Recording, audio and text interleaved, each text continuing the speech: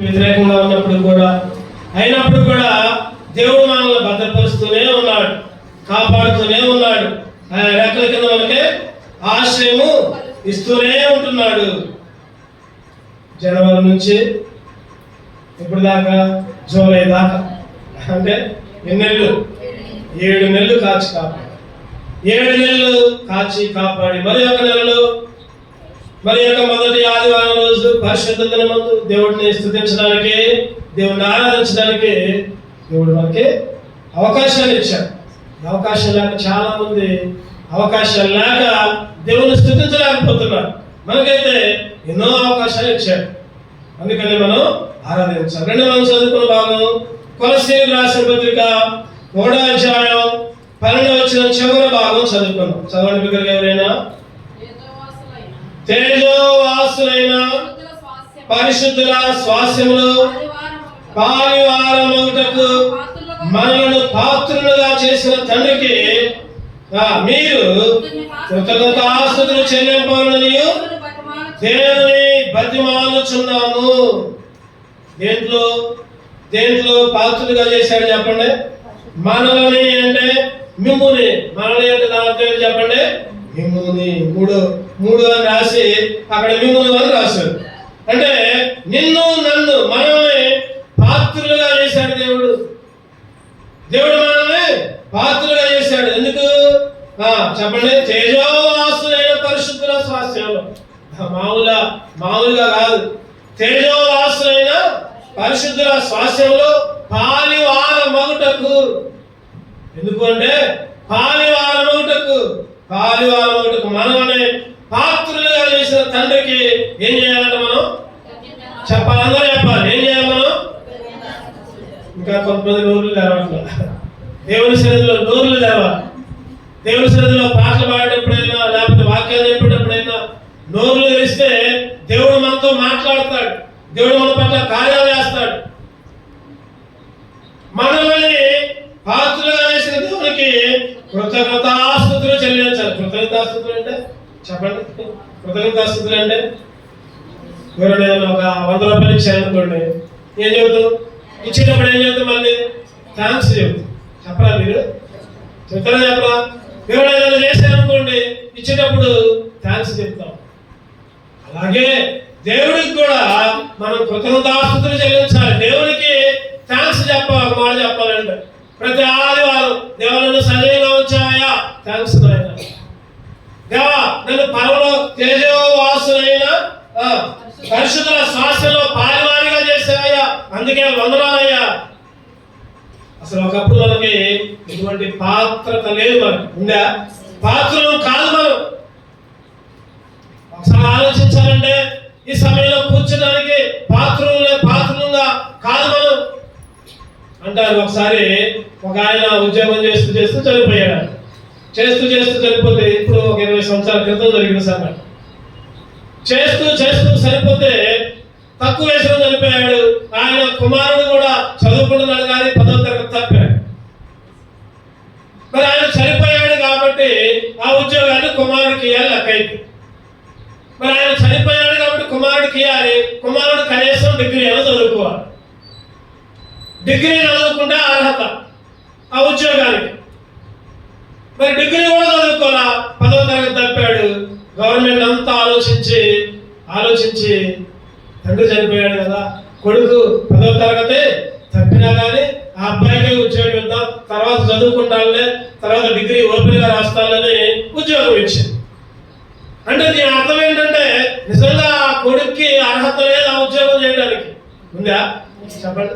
ఆ కొడుక్కి ఉద్యోగం చేయడానికి అర్హత లేదు, పాత్రుడు కాడు.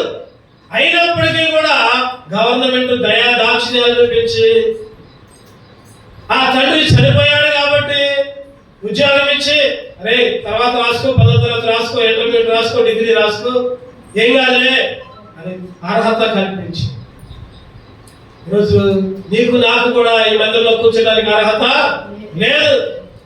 ఏ గిలము కాదు. ఆయన శరీరంలో ఉండడానికి, ఆయన శరీరాన్ని, ఆయన రక్తాన్ని భోజనం చేయడానికి ఏమాత్రం కూడా అర్హత లేదు, ఏమాత్రం కూడా యోగ్యత లేదు. మరి దేనికి అర్హత కలిగిన వాళ్ళం మనం?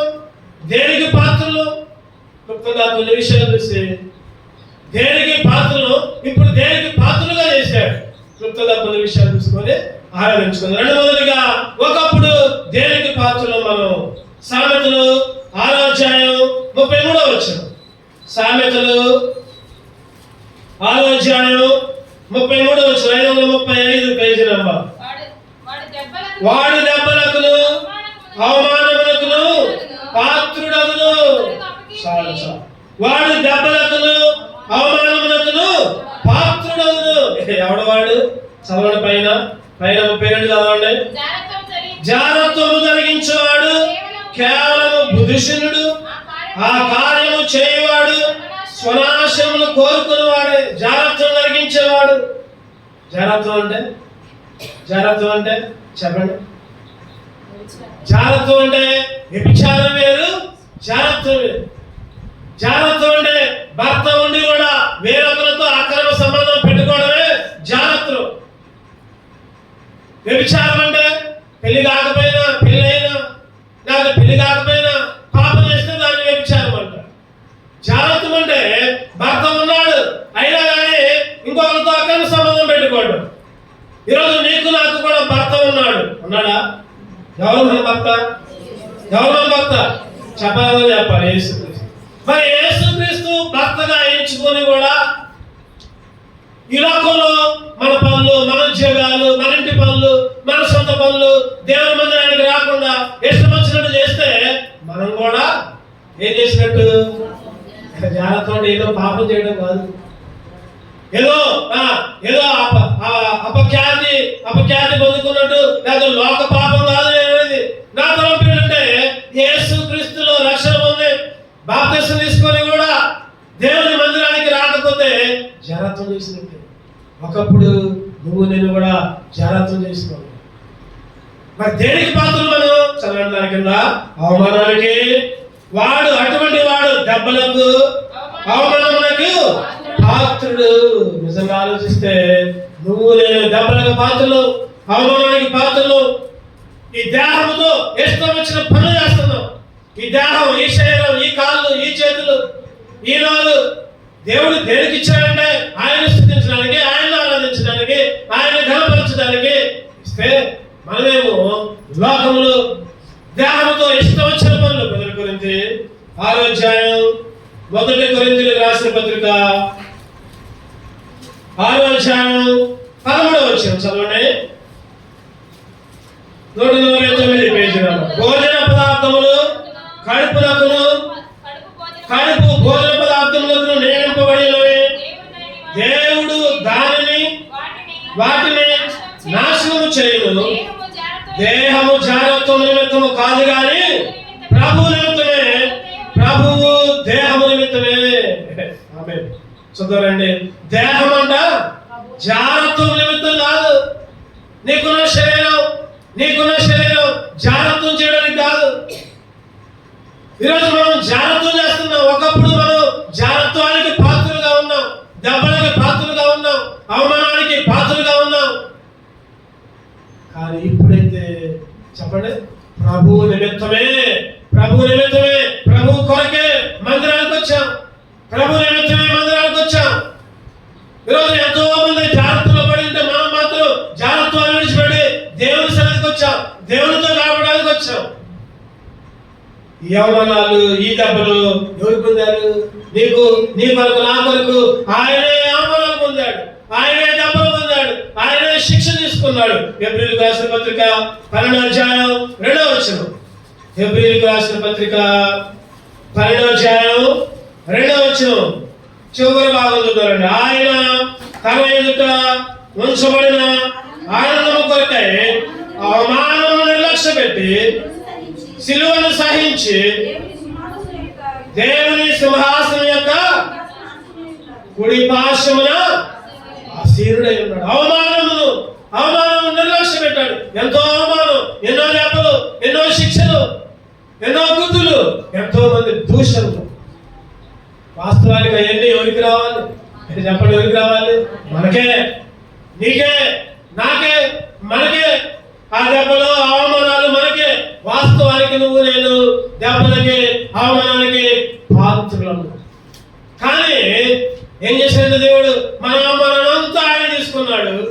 మన అవమానంతా, మన దెబ్బలని ఆయన తీసుకున్నాడు. దేనికి పాత్రలుగా చేశాడు? కొలస్సీ 1:12 ప్రకారం చెప్పండి, దేనికి పాత్రలుగా చేశాడు? అక్కడ ఒక మాట ఉంది, దేనికి పాత్రలుగా? పరిశుద్ధుల స్వాస్థ్యములో పాలివారమగుటకు, పరిశుద్ధుల స్వాస్థ్యములో పాలివారమగుటకు పాత్రలుగా ఇచ్చాడు.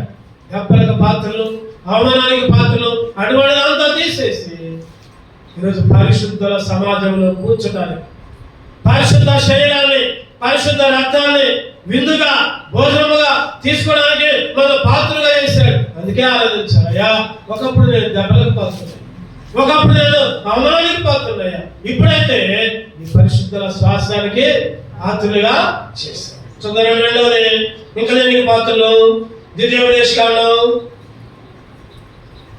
25వ అధ్యాయం, ద్వితీయోపదేశకాండం 25వ అధ్యాయం 2వ వచనం. ఆ దోషి శిక్షకు పాత్రుడిగా కనబడిన యెడల న్యాయాధిపతి వారిని పడుకోబెట్టి వారి నేరముల కొలది దెబ్బలు లెక్కబెట్టి తన ఎదుట వారిని కొట్టిపోయాడు.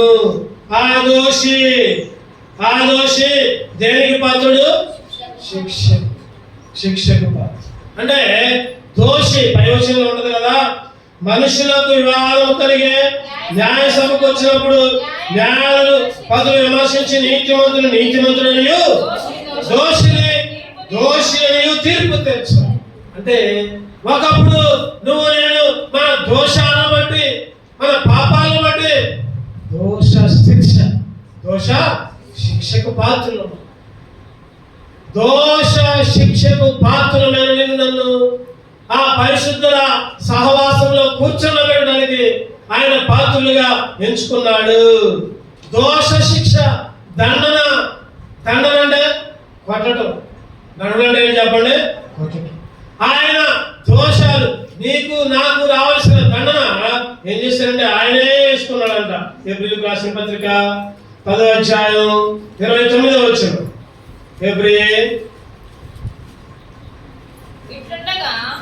దేవుని కుమారుని పాదములతో త్రొక్కి వాని పరిశుద్ధపరచబడుటకు సాధనమైన నిబంధన రక్తమును అపవిత్రమైనదిగా ఎంచి కృపకు మూలముగా ఆత్మను తిరస్కరించిన వాడు ఎంత ఎక్కువైనా దండన పాత్రుడిగా ఎంచబడును. దండన పాత్రుడిగా. ఆయన రక్తం దగ్గరికి రాకపోతే, ఆయన శరీరంలో కడగకపోతే, లేకపోతే ఆయనలో రక్షణ లేకపోతే, లేకపోతే ఆయన పరిశుద్ధాత్మను తిరస్కరిస్తే దేనికి పాత్రుడు అంటే దండనకి పాత్రుడు. ఈరోజు నువ్వు నేను దండనకి పాత్రలు, దోష శిక్షకి. ఇర్మియా 33వ అధ్యాయం 31 చూద్దారండి. ఇర్మియా 31 ఇర్మియా 30 ప్రతివాడు తన దోషము చేతనే మృతునందును ఎవడు ద్రాక్షాకాయలు తిన్నో వాని పల్లె పులియదు. ఎవరు ద్రాక్షకాయలు తింటే వాళ్ళ పల్లె పులుస్తుంది. అంటే ఎవరు చింతకాయలు తింటే వాళ్ళ పల్లె పులుస్తుంది. ఎవరు తప్పు చేస్తే వాళ్ళకే శిక్ష. ఆ సందర్భంలో ఈ మాట్లాడారు. ఏముంది అక్కడ? ప్రతివాడు తన దోషము చేతనే మృతులను. ఈరోజు నువ్వు నేను కూడా ఎన్నోసార్లు దోషాలు, ఎన్నో దేవునికి వ్యతిరేకమైన పనుల ద్వారా ఎన్నో దోష శిక్షకి. అదే అధ్యాయంలో ఇంకో మాట ఉంటుంది. 34వ వచనం చివరి భాగం చూద్దామండి. చివరి భాగం, నేను వారి దోషములను క్షమించి వారి పాపములను ఇక ఎన్నడూ జ్ఞాపకము చేసుకున్నదనుక చాలు. మన దోషాలన్నీ కూడా ఏం చేశాడు? ఆయన క్షమించాడు. మన దోషాలన్నింటినీ కూడా ఆయన జ్ఞాపకం చేసుకోడు. వాస్తవానికి ఆ దోషాలు బట్టి నువ్వు నేను శిక్ష పొందాలి.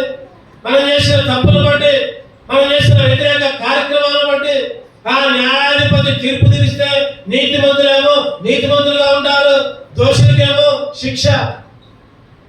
కానీ క్రొత్త నిబంధన రక్తం చేత మన దోషాలన్నీ కడిగి మన దోషాలన్నింటినీ క్షమించి పాత్రులుగా చేస్తున్నాం. పరిశుద్ధుల స్వాస్థ్యము, పరిశుద్ధుల స్వాస్థ్యం. ఏ దోషము లేని ఆయన దోషరహితుడిగా శిలువలో మరణం పొందాడు, నీ కొరకు నా కొరకు. ఆయన యందు ఏ దోషము లేదని బైబిల్ చెప్తుంది. లోకా స్వార్థలు చదువుతారండి. లోకా కాదనుకోండి, యోహాను స్వార్థ 19వ అధ్యాయం, యోహాను స్వార్థ 19:6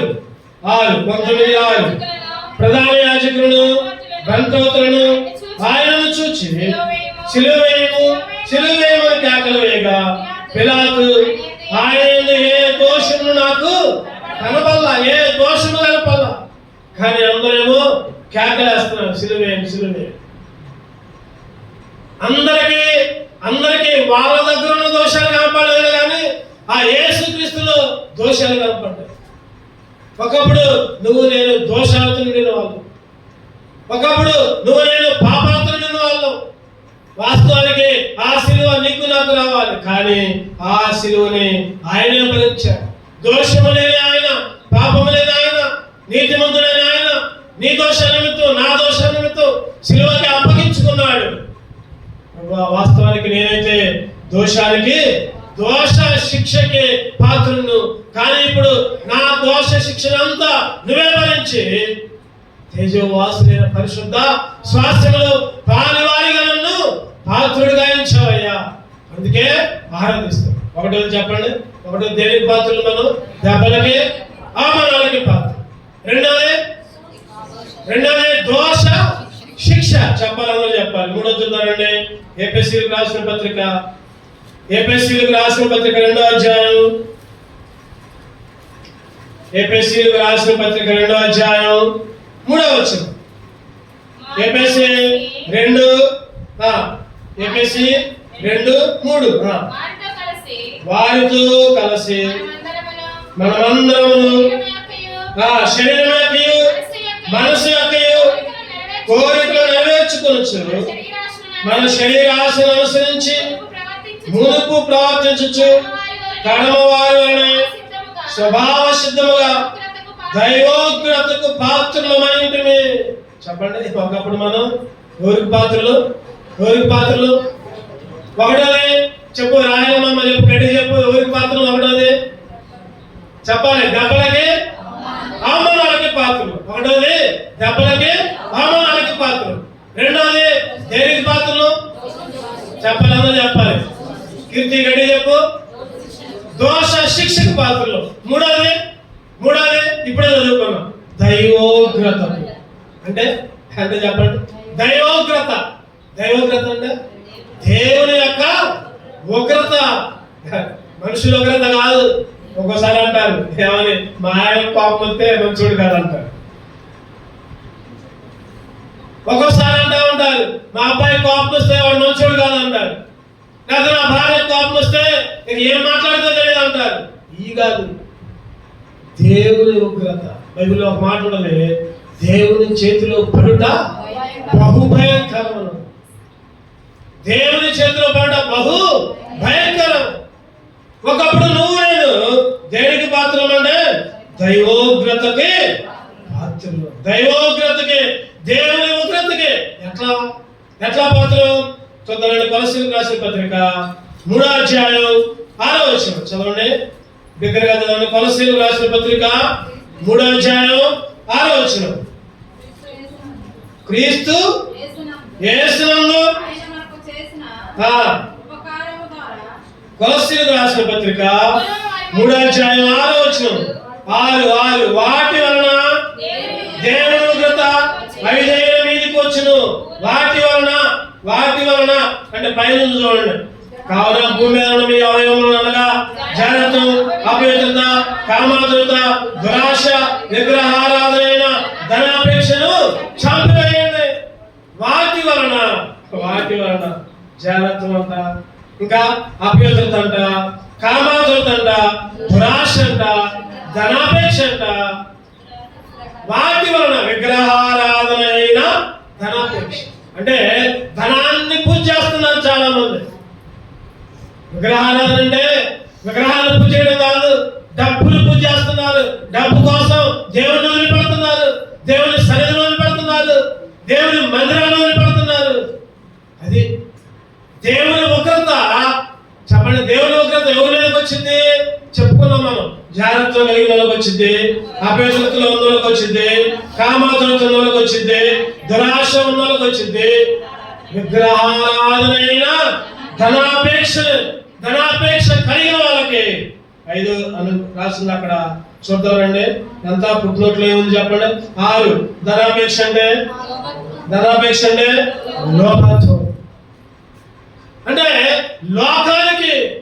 లోకానికి దాసులుగా దేవుని అంగీకరించి కూడా చాలా మంది దేవుని ఉగ్రతకు సిద్ధపడుతున్నారు. కారణం దేవుని మందిరంలోకి రావట్లా. కానీ మనమైతే ఆ ఉగ్రత నుంచి తప్పించాలి. ఎందుకు? దేవుని మందిరంలోకి వస్తున్నాం కాబట్టి, దేవుని స్తుతిస్తున్నాం కాబట్టి, దేవుని ఆరాధిస్తున్నాం కాబట్టి.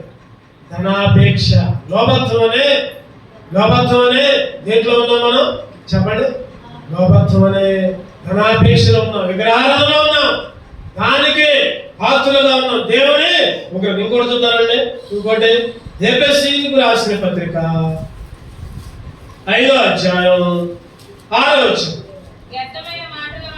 వ్యర్థమైన మాటల వలన ఎవడును మిమ్మల్ని మోసపరచనీయుడే, ఇట్టి క్రియల వలన దేవుని ఉగ్రత అవిధేయులైన వారి మీదకి వచ్చును. కనుక మీరు అటు వారితో పాలివారై ఉండుడి. అంతేనా? వాళ్ళతోనే సహవాసం చేయండి, వాళ్ళ పక్కనే కూర్చోండి. దేవుని సన్నిధికి రాకుండా వాళ్ళతోనే మాటలు కూర్చోండి. ఆ మాటలు ఈ మాటలు ఊర్లో కబుర్లన్నీ చెప్పుకోండి అని రాయలా ఇక్కడ. ఏముంది? దేవుని ఉగ్రత ఒకటో దేవుని మీదకి వచ్చింది. చెప్పండి. ధనాపేక్ష, పాపం, అపవిత్రత, విగ్రహారాధన, చారత్వ, కామ అయ్యుంటే దేవుని ఉగ్రత వచ్చింది. రెండోది దేవుని ఉగ్రత వ్యర్థమైన మాటలు మాట్లాడే వాళ్ళ మీదకి వచ్చింది. గుర్తుపెట్టుకోండి. నేనేం లేదు, మా ఇంటి దగ్గర కూర్చున్నాగా అందరూ మా ఇంటి దగ్గరికి వస్తున్నారు, ఆ కబుర్లు ఈ కబుర్లు చెప్పుకున్నాను, నేనేం తప్పు చేయట్లా అనుకోవద్దు. వ్యర్థమైన, బైబిల్లో కరెక్ట్ గా రాయబడింది. చదవడం వల్ల ఒకసారి. వ్యర్థమైన మాటల వలన ఎవడైనా మిమ్మల్ని మోసపరచనీయుడే, ఇటుకే వలన దేవుని ఉగ్రత వ్యర్థమైన మాటలు మాట్లాడుతున్నామేమో. ఈరోజు ఎంతో మంది దేవుని బిడ్డలుగా పిలిచేవాళ్ళు, క్రైస్తవులుగా పిలబడే వాళ్ళు దేవుని సన్నిధికి అయితే రారు, దేవుని మందిరంలో అయితే గడపరు. కానీ ఆ సమయంలో వ్యర్థమైన మాటలు మాట్లాడుతూ ఉంటారు అందరి గురించి. వాళ్ళ గురించి కాదు, అందరి గురించి. లేనిపోయింది ఉన్నాయి, లేని అబద్ధాలు, దాంట్లో సగం అబద్ధాలే ఉంటాయి. ఒకప్పుడు నువ్వు నేను కూడా అట్లా మాట్లాడుతున్నాను. ఒకప్పుడు నువ్వు నేను కూడా ధనాపేక్ష, ఏదైనా 1,000 రూపాయలు వచ్చేది ఉంటుంది చాలు, దేవుని మందిరాన్ని కూడా కొట్టి వాడమే. ఒకప్పుడు నువ్వు నేను కూడా దేవుని ఉగ్రతకి పాత్రలమే ఆపనలు చేసి వ్యర్థమైన మాటలు మాట్లాడి. ఇంకోటి చూద్దానండి. దేవుని ఉగ్రత ఇంకోరి మీదకి వచ్చింది. దేవుని ఉగ్రత 1 తెస్సలోనికైలకు రాసిన పత్రిక 1 తెస్సలోనికైలకు రాసిన పత్రిక 1వ అధ్యాయం 9వ వచనం చూద్దామండి.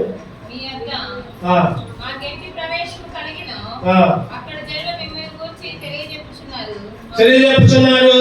మరియు మీరు విగ్రహాలను విడిచిపెట్టి జయము గలవాడును సత్యవంతులకు దేవునికి దాసులవుటకు దేవుడి మృతులను లేపిన యేసు అనగా రాబోవు ఉగ్రతను మనం తప్పించుచున్న ఆయన కుమారుడు యేసు. రాబోవు ఉగ్రత. ఒకప్పుడు ఎన్ని మనకి ఉగ్రతకి పారివారం, ఉగ్రతకి పాత్రలు. ఒక మాట చెప్పాలంటే విగ్రహారాధన చేసుకోండి.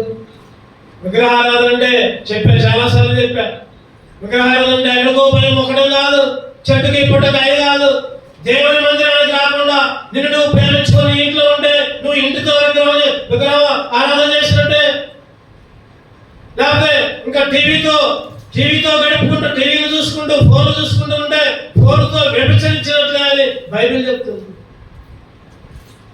ఈరోజు దేవుని ఉగ్రతకి పారివారమైన మనల్ని, ఒకప్పుడైతే ఇవన్నీ చేసుకుంటూ ఉండే మనల్ని, ఇప్పుడైతే ఏం చేశారు చెప్పండి? దేవుని సన్నిధికి నడిపించి దేవుని ఆరాధించడం ద్వారా, దేవుని స్తుతించడం ద్వారా కలిసి 1:12 ప్రకారం తేజోవాసమైన పరిశుద్ధ శ్వాసంలో పాలివారిగా ఉండడానికి పాత్రులుగా ఇచ్చారు. ఒకప్పుడైతే చెప్పండి మళ్ళీ మొదటి నుంచి అవమానానికి దెబ్బలకి పాత్రుని, ఒకప్పుడైతే దోష శిక్షకి పాత్రుని, ఒకప్పుడైతే నా క్రియల ద్వారా, నా మాటల ద్వారా, నా తలంపుల ద్వారా దేవుని ఉగ్రతకి పాత్రుడు. 4వ చూద్దామండి. 2 సమూయేలు 12వ అధ్యాయం 5వ వచనం. 2 సమూయేలు 12:5. దావీదు ఈ మాట విని ఆ మనుషుల మీద బహుగా కోపించుకొని యెహోవా జయముతోడు నిత్యముగా ఈ కార్యము చేసిన వాడు మరణపాత్రుడు. చెప్పండి, దేనికంట? మరణానికి పాత్రుడు.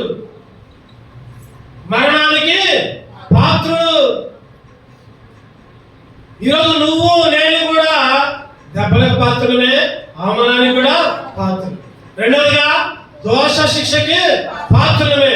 మూడవదిగా చెప్పట్ల పట్ల అందరికి దేవుని ఉగ్రతకి పాత్రులమే. నాలుగవది మరణానికి పాత్రలు. అసలు ఈ చదువులో ఇక్కడ ఉండడానికి అధికారం లేదు. మనం ఎప్పుడో చావాలి, ఎప్పుడో చచ్చిపోవాలి. మనం చేసిన క్రియల ద్వారా, మనం చేసిన పనుల ద్వారా, దేవునికి వ్యతిరేకంగా ఉండడం ద్వారా ఏ రోజు లోకాన్ని వదిలిపెట్టి వెళ్ళిపోవాలి. మరణానికి పాత్రలు. దావీదు రాసే అంటున్నాడు. దావీదు ఎవరు అంటున్నాడు చెప్పండి? ఎవరు అంటున్నాడు? నిజంగా అక్కడ ఎవరు లేరు, దావీదు గురించే. దావీదుకు తెలియకుండా దావీదు గురించే చెప్పుకుంటున్నాడు. అటువంటి వాడు ఉండడానికి లేదు, అటువంటి వాడు మరణానికి పాత్రుడు. అగో 100 గొర్రెలు ఉంటే ఒక్క గొర్రె కోసం పోతున్నా వాడు. ఎవరైనా దావీదే పోయింది. ఎవరు పోయింది? దావీదే. అంటే దావీదుకు తెలియకుండా తనను తానే అనుకుంటున్నాడు, నేను మరణానికి పాత్రుడిని. ఈరోజు నువ్వు నేను కూడా అంతకంటే ఎక్కువగా దావీదన్న పాపం చాలా విషయాలు నమ్మకంగా ఉన్నాడు, ఒక్క విషయంలోనే తప్పిపోయాడు. ఈరోజు నువ్వు నేను ఎన్నో విషయాల్లో లెక్కేసుకుంటే కొన్ని కోట్ల విషయాల్లో తప్పిపోయాము. ఒకసారి గుర్తు చేసుకుంటే, ప్రభువా వాటన్నిటిని బట్టి నేను మరణానికి పాత్రున్నయ్యా. ఎక్కడ ఉండాల్సిందంటే సమాధిలో ఉండాల్సిన ఉన్నాయా. సమాధిలో నుండి నా ప్రాణాన్ని కీర్తనలు 103 చదవండి. 103:4-5 కీర్తనలు 103:4 చదవండి. సమాధిలో నుండి నీ ప్రాణము విమోచించుచున్నాడు. సమాధిలో నుండి మరణము నుండి ఈరోజు నిన్ను విడిపించాడు. నిన్ను విడిపించి ఏం చేశాడంటే ఆయన సన్నిధిలో తీసుకొచ్చాడు. ఆయన ఆరాధించే బిడ్డగా చేస్తాడు. మరణము నుండి నా ప్రాణమును, కన్నీటి నుండి నా కన్నులను, మరణము నుండి నా ప్రాణమును, కన్నీటి నుండి నా కన్నులను తాపించెను నా తండ్రి,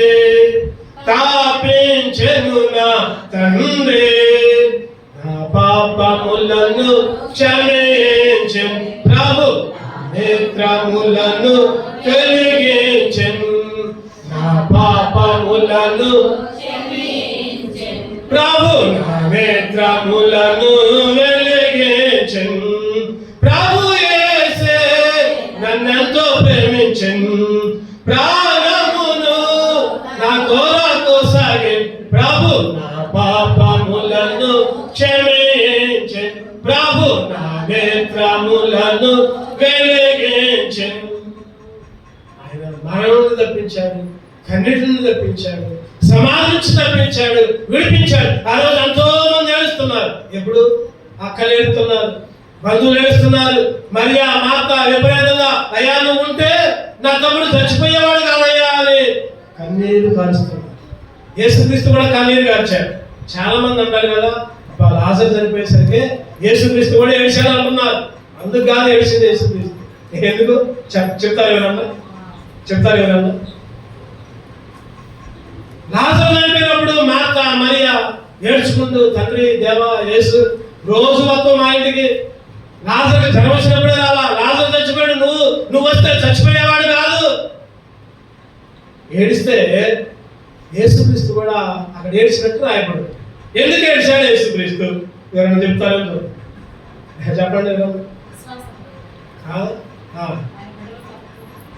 విశ్వాసము కరెక్టే. ఎవరికి విశ్వాసం లేదు? అరే నేను వస్తే బతికేస్తానని తెలియదా? వీళ్ళకి మార్తకి తెలియదా? మరియమ్మకి తెలియదా? అలే వీళ్ళు ఎంత విశ్వాసం లేకుండా ఉన్నారేంటి? ఇంత నమ్మట్లేదండి.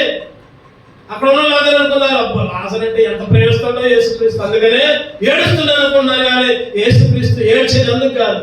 అరే ఇలా రక్షించానే, ఇలా కాపాడాలి, అరే నేను చనిపోయినానో లేపుతానని ఇలా తెలియదా? ఈరోజు నువ్వు నేను కూడా ఆ విధంగానే అనుకుంటా ఉంటాం ఒక్కోసారి. అయ్యో నాకెన్ని కష్టాలు, నాకెన్ని బాధలు, నా బాధలు దేవుడు చూడలేదా, నన్ను విమర్శించట్లేదా అంటే యేసుక్రీస్తు ఏడుస్తాడు. ఎందుకని చెప్పండి?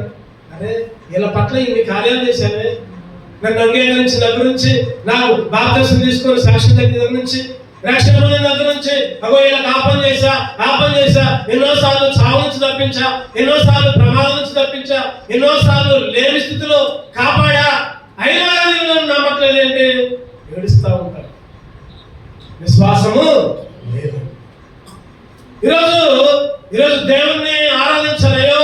ఒకప్పుడు నేను చేసిన పనులకి, నేను చేసిన పాపాలకి మరణానికి పాత్రని, సమాధిలో ఉండాల్సిన వాడిని, అటువంటి నన్ను లేపాడు, రక్షించాడు, బ్రతికించాడు. బాప్తిస్మ అనుభవం ద్వారా దేవుని స్తుతించి, దేవుని ఆరాధించబడగా, దేవుని శరీరాన్ని, దేవుని రక్తాన్ని పాలు పొందగలిగే బిడ్డగా నన్ను ఎంచుకున్నాడు, నన్ను పాత్రగా చేశాడు, పరిశుద్ధుల సహవాసంలో పాత్రగా చేశాడు. అందుకే నేను ఆరాధిస్తాను. 4 విషయాలు చెప్పుకోవాలి. చివరిగా ఇంకొక విషయం చెప్పుకొని మనం ఆరాధన రండి. మత్తయి సువార్త 23:15. మత్తయి సువార్త 23:15.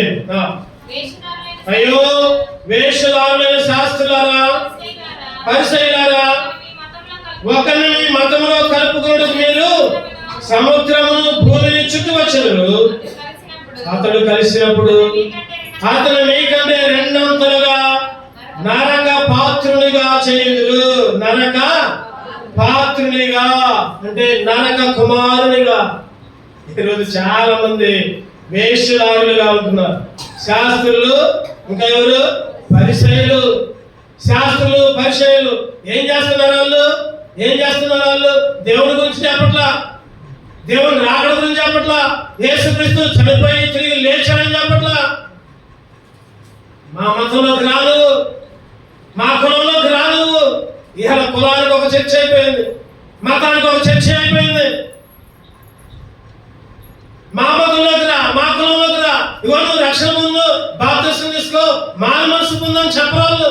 ఇగో నువ్వు సిగరెట్లు తాగడం మానే, లేదా తాగుడు మానే, లేదా నువ్వు అబద్ధాలు మానే, వ్యభిచారం మానే, లేదా చుట్టలు మానే, బూతులు మాటలు మానే చెప్పరాళ్ళు. వాళ్ళు ఏమంటున్నారంటే మా మతంలోకి రా, మా చర్చిలోకి రా. ఎవరంట వాళ్ళు? ఏముంది అక్కడ? 15. అయ్యో వేషధారులైన శాస్త్రులారా, పరిసయ్యులారా, ఒకరిని మీ మతంలో కలుపుటకు మీరు సముద్రమును భూమిని చుట్టి వచ్చారు. అటువంటి వాళ్ళందరూ ఎవరంతా చెప్పండి? మీకంటే 2 అంతల నరక పాత్రులు, మీకంటే 2 అంతల నరక కుమారులు. చెడ్డ అలవాట్లు మానే, చెడ్డ ఆలోచనలు మానే, చెడ్డ వాటిని చూడమాకు చెప్పరాళ్ళు. నువ్వు అక్కడికి ఎందుకు పోతావు, మా దగ్గర రా, నువ్వు ఆడికి ఎందుకు పోతావు, మా దగ్గర రా. ఇవే చెబుతారు. గద్దింపు ఉండదు, బుద్ధి అప్పుడు ఉండదు, హెచ్చరికలు ఉండదు. దేవుడు గట్టిగా చెబుతున్నాడు. ఏమని? వేషధారులైన శాస్త్రులారా, వేషధారులైన పరిసయ్యులారా, మీ మతంలో కలుపుకోవడం కాదు, వాళ్ళు మీకంటే 2 అంతలా దేవుని రాకడ కొరకు సిద్ధపరిచే మతంలోకి రా. యేసుక్రీస్తు మతం కాదు. చాలా మంది అంటారు నేను యేసుక్రీస్తు మతంలో జాయిన్ అయ్యా అంటారు. ఆ మధ్య ఒక ఆమె వచ్చింది నా దగ్గరికి. ఒక ఆమె వచ్చి అంతకుముందు బుధవారాలు శనివారాలు వచ్చి కాసేపు కూర్చొని పోయేది. నేను అడిగా కలిస్తే, ఏందక్క ఈ మధ్య రావట్లేదు ఏందక్క అంటే, నేను ఒక 2-3 నెలలు వచ్చానండి. వచ్చిన తర్వాత నాకేం కలిసి రావాలి, ఏదైనా కలిసి వస్తే వద్దాం అనుకున్నా, నాకేం కలిసి రావాలి, నేను మానేశాను. చాలా మంది ఈరోజు అటువంటి ఆలోచనలో ఉన్నారు. నాకు స్వస్థతలు రావాలి, నాకు అది కావాలి, నాకు ఇది కావాలి, నా పిల్లలకు ఉద్యోగాలు కావాలి. దేవుడి సన్నిధిలోకి రాకపోయినా వాడికి సినిమాలు సిగరెట్లు దాక్కుంటూ ఇష్టం వచ్చిన రీతిలో తిరిగినా నువ్వు మందిరానికి వస్తే నీ పిల్లవాడికి ఏం రావాలి చెప్పండి, ఉద్యోగం. లేకపోతే దేవుళ్ళు అంగీకరించండి. నేను ఈరోజు చాలా మంది అటువంటి స్థితిలో ఉంది. నరక పాత్రులుగా, నరక కుమారులుగా ఈరోజు నువ్వు నేను కూడా ఎన్నోసార్లు నరక పాత్రులుగా ఉండడానికి సిద్ధపడ్డ వాళ్ళమే. నిజమైన రక్షణ లేదు, నిజమైన ఆనందం లేదు, నిజమైన బాప్తిస్మ అనుభవం లేదు, నిజమైన దేవుని సన్నిధి లేదు. వేషధారణ అంతా వేషధారణ. ఏదో కలిసి వచ్చింది అంటారు కదా, మీ చర్చికి వస్తే మాకేం లాభం, ఏం లాభం. నేనన్నా ఒకసారి ఒక ఆయన అడిగాడు నన్ను, అగో ఆ చర్చికి పోతే వాళ్ళు అవి చేస్తున్నారు, ఈ చేస్తున్నారు, అది చేస్తున్నారు, ఆమె చేస్తున్నారు, మీ చర్చికి వస్తే ఏం లాభం. మా చర్చికి వస్తే పరలోకానికి పోతామని చెప్పాడు. ఒకటే చెప్పాడు, మా చర్చికి వస్తే పరలోకానికి పోతాం. నువ్వు ఏ చర్చికి పోయినా పరలోకానికి పోతావు కాదంటున్నా. నీ మనసులో ఉన్న ఇటువంటి ఆలోచనలు అరుచుకోవాలి. ఏదో లాభం కొరకు దేవుడు నమ్ముకోకూడదు, ఏదో స్వస్థత కొరకు దేవుడు నమ్ముకోకూడదు. ఈ మధ్య కొన్ని యూట్యూబ్లు వచ్చినాయి, అరటికాయలు తింటేనంట, అరటికాయ నేను గ్రూప్ లో కూడా పెట్టాను, ఏమైనా చూస్తుంటారేమో. మరి అరటికాయలు అంట సగమేమో ఎక్కడ తిని నువ్వు, సగమేమో మీ ఆయనకి ఇగో నీకు వచ్చే సంవత్సరం ఈ టైం కల్లా మంచి చక్కటి మగ పిల్లవాడు పుడతాడని ఎవరు చెప్పేది? దైవ సేవకులు. సందర్భం అది కాదు కానీ ఈరోజు ఎన్నో దుష్ట మార్గాలు, దుష్ట మతాలు మనల్ని చెరిపేస్తా ఉన్నాయి. దేవుని సన్నిధికి రాకుండా, పరలోకానికి పోకుండా, పరలోకానికి చేరకుండా నరక కుమారులుగా, నరకానికి పాత్రులుగా చేస్తారు. కానీ దేవుడు చెప్పండి, నరక పాత్ర నుంచి తప్పించి తన నిత్య రాజ్యములో, పరలోక రాజ్యంలో అపోస్తుల కార్యాలు 13వ అధ్యాయం 46వ వచనం. అపోస్తుల కార్యాలు 13వ అధ్యాయం 46వ వచనం. అప్పుడు పౌలును బర్నబాయు ధైర్యముగా ఇట్లనేవి, దేవుని వాక్యం మొదట మీకు చెప్పుడు ఆవశ్యకమే, అయినను మీరు దాన్ని త్రోసివేసి మిమ్మల్ని నిత్య జీవములకు అపాత్రులుగా ఎంచుకొనుచున్నారు. దేవుని వాక్యాన్ని తోసివేసాం. ఒకప్పుడు దేవుని వాక్యాన్ని మనమే, దేవుని సన్నిధిని నాకు నేనే, నీకు నువ్వే ఏం చేశాం? తోసివేశాం, పక్కకు పెట్టాం. దేవుని మందిరానికి బాపుతే ఏం కాదులే, దేవుని సన్నిధికి బాపుతే ఏం కాదులే, ప్రార్థన చేసుకోకపోతే ఏం కాదులే, వాక్యం లేకపోతే ఏం కాదులే. పౌలు భంగమా అంటున్నారు కదా, ఏమన్నారు? మీకు చెప్పుట ఆవశ్యకమే, అయినను మీరు దానిని త్రోసివేసి. ఎన్నోసార్లు నువ్వు నేను కూడా త్రోసివేసి నిత్య జీవానికి అపాత్రులముగా ఎంచుకోండి. నిజంగా వాస్తవానికి త్రోసివేయకపోతే నిత్య జీవానికి పాత్రులు మనం. ఈరోజు మనమైతే ఒకప్పుడు తోసివేశాం, కానీ ఇప్పుడైతే తోసివేయాల. దేవుని అంగీకరించాం, దేవుని సన్నిధికి వెళ్ళాలి, దేవుని ఆరాధించాలి, దేవుని స్తుతించాలనే ఆశతో వచ్చాం. అందుకనే మనల్ని నరక పాత్ర నుంచి చెప్పండి నిత్య జీవానికి పాత్రులుగా ఇచ్చారు. తేజో వాసులైన పరిశుద్ధ సహవాసంలో ఉంచి దానికి పాత్రులుగా నన్ను ఎంచుకున్నాడు. అందుకే దేవుణ్ణి ఆరాధించాలి. చెప్పండి, ఇప్పుడు చెప్పండి. ఒకటి దేనికి పాత్రలు మనం అందరూ చెప్పాలి. ఏ ఆరాధన చేయాలి, ఇంక వేరే ఆరాధన చేయకూడదు. దెబ్బలకి అవమానానికి నా దెబ్బలన్నీ నువ్వు తీసుకున్నావు, నా అవమానం అంతా నువ్వు తీసుకున్నావు, అందుకే నేను ఆరాధిస్తున్నాను. రెండవది, ఒకప్పుడు నేనైతే దోష శిక్షకి పాత్రుడు, ఆ దోష శిక్ష నీవే చేసుకొని నన్ను నిత్య జీవానికి పాత్రుడిగా చేసుకున్నా. మూడవది, దేవుని ఉగ్రత. ఒకప్పుడు విగ్రహారాధనయ్యా, జారత్వయ్యా, పాపమయ్యా, లోకాశలయ్యా, లోక తలంపులయ్యా, అన్ని నీ ఉగ్రతకి, ఒట్టి మాటలు, వట్టి మాటలు మాట్లాడి నీ ఉగ్రతకి పాత్రుడిగా ఉన్నా ప్రభు అటువంటి దేవుని ఉగ్రత వచ్చినట్టు తప్పించి నిత్య దేవానికి పాత్రుడిగా చేసుకో. 4వది మరణానికి పాత్రుడు. మరణానికి ప్రభు సమాధిలో ఉండాల్సిందే. నా బట్టి, నా పాపాలు బట్టి, నా తలంపులు బట్టి, నా వ్యతిరేక ఆలోచన బట్టి ఎప్పుడో సమాధిలో ఉండాల్సిన వాడిని నన్ను విమోచించి విడిపించి సమాధి నుంచి లేపి నిత్య దేవానికి పాత్రుడిగా. చివరగా చెప్పండి, చివరగా నరకానికి పాత్రులు, నరక కుమారులుగా నరకానికి పాత్రులుగా ఉంటే మనకు మనమే ఎన్నోసార్లు త్రోసివేసి నీ వాక్యాన్ని, నీ మందిరాన్ని, నీ సన్నిధిని, నీ సేవకుల్ని, నీ విశ్వాసుల్ని ఎన్నోసార్లు త్రోసివేసి లెక్క లేకుండా నరకానికి పాత్రలుగా ఎంచుకున్నాం. నాకైతే ఇప్పుడైతే నీ సన్నిధిని ప్రేమించేవాడిగా ఉంచి నిత్య జీవానికి తేజోవాసులైన. చివరిగా కొలసి 1:12 మరొకసారి చదువుకుని ఆరాధన చేస్తాం. కొలసి చివరి భాగం చదువుకుందాం. కొలసి 1:12 చివరి భాగం.